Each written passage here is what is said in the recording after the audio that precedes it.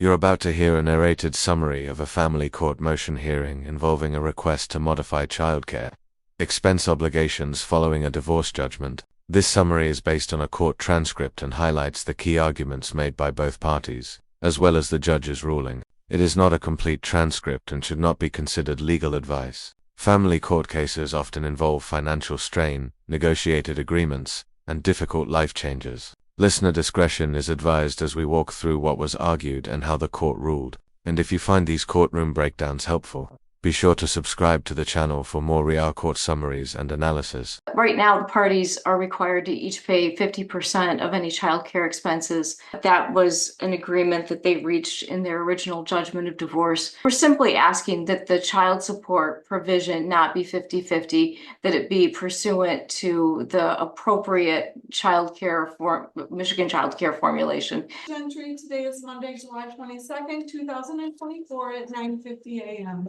Court will note the appearance of Ms. McNiff on behalf of plaintiff, Ms. Thomas on behalf of defendant.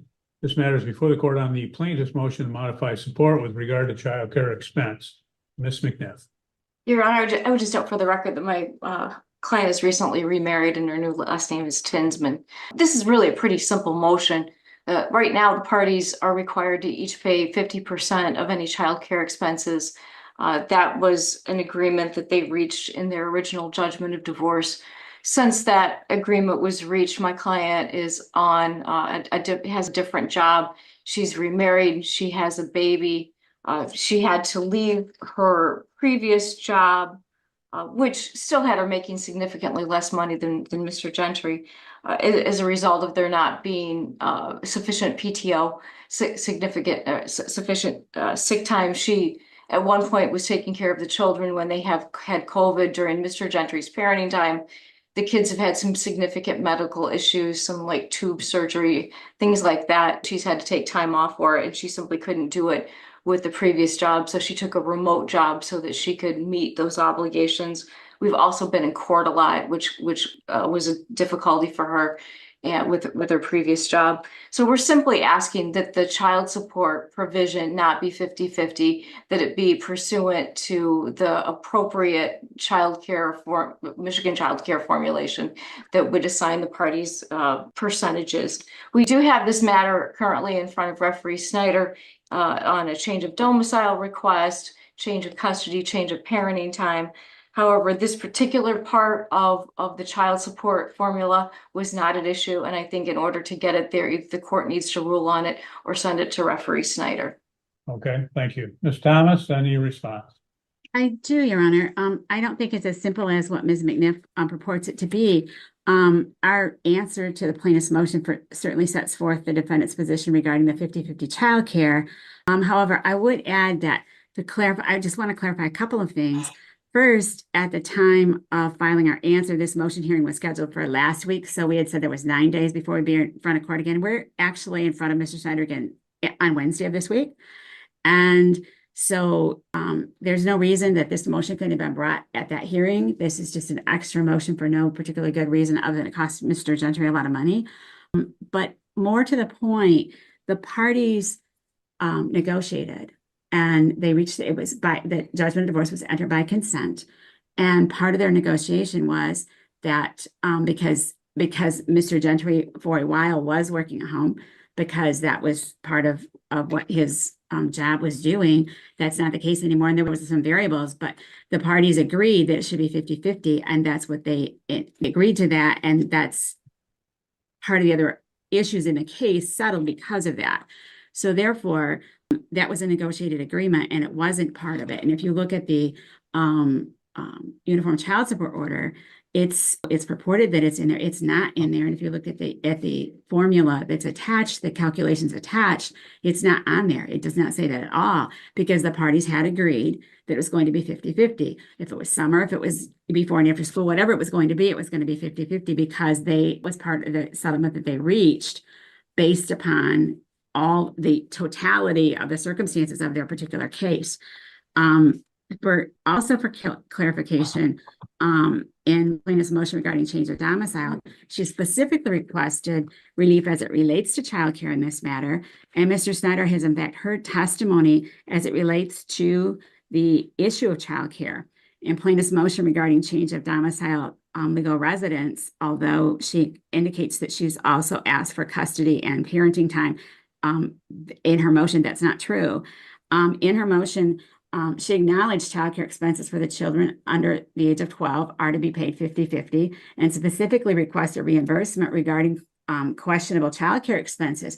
So this issue of childcare between these parties is already in front of Mr. Snyder, and he's already heard testimony. So to have another motion that we can again prepare for yet another motion, another thing is and also, frankly, one of the many reasons that Ms. Gentry used to persuade this court that she should be allowed to take the kids with her to her new boyfriend, now husband's home in West Virginia, was that she was offered a job less than 5 minutes away from her then boyfriend's home. And it was at a state farm agency, and it was contingent upon her being able to move there. And then she quit her job at State Farm here, and that was all as a furtherance of her career. That was one of the big things that she, was going to do this. And she quit her job. She worked at another job. She worked full time. She said she was going to only work part time. There's been it was this and it's this and this and the testimony and actions don't match. And she was going to have and specifically, I believe that. She said that plaintiff alleged in her motion that her fiance is, quote, supportive of a part-time work arrangement for her. His career is stable and he is well compensated, which will enable a more relaxed professional schedule for me. Yet she quit her regular job. She took a full-time independent contractor job, if you will, with no benefits. And then now we're into this financial because of her fiance's and now husband's income. And now here we are. We'd already agreed on this. This is something that they negotiated before Lisa was involved, before Ms. McNiff was involved, before I was involved. And here we are saying, oh, well, wait a minute, that's not affordable now.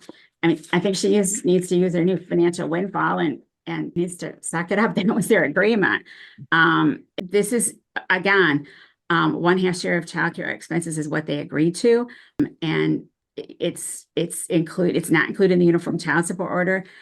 This issue with regard to who's going to pay what for last summer is before referee Snyder. So this issue was already in front of him. And again, another motion that the plaintiff has brought that we have to prepare for, get ready for. And we're just asking that the court uphold the current order of the court, the judgment of divorce, which is the court order by consent of the parties. Although Ms. Gentry indicated that she has paid her 50% of childcare, she has not. She's not paid anything this summer at all. And now we have attorney fees in addition.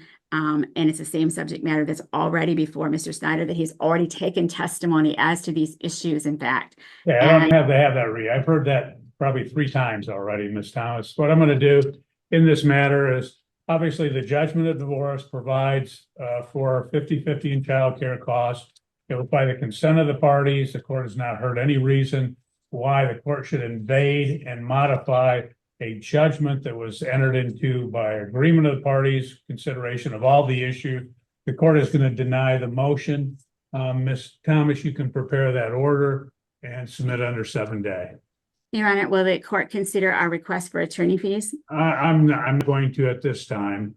Okay, thank you. Thank you. That concludes this summarized account of the motion to modify childcare expenses. As a reminder, this narration reflects a condensed version of the courtroom proceedings and does not replace official court documents or professional legal guidance. Family law rulings are highly fact-specific, and negotiated agreements carry significant legal weight. If you're facing a similar situation, it's important to consult qualified legal professionals and review verified court records. Thank you for listening, and we appreciate you engaging thoughtfully with this family court content.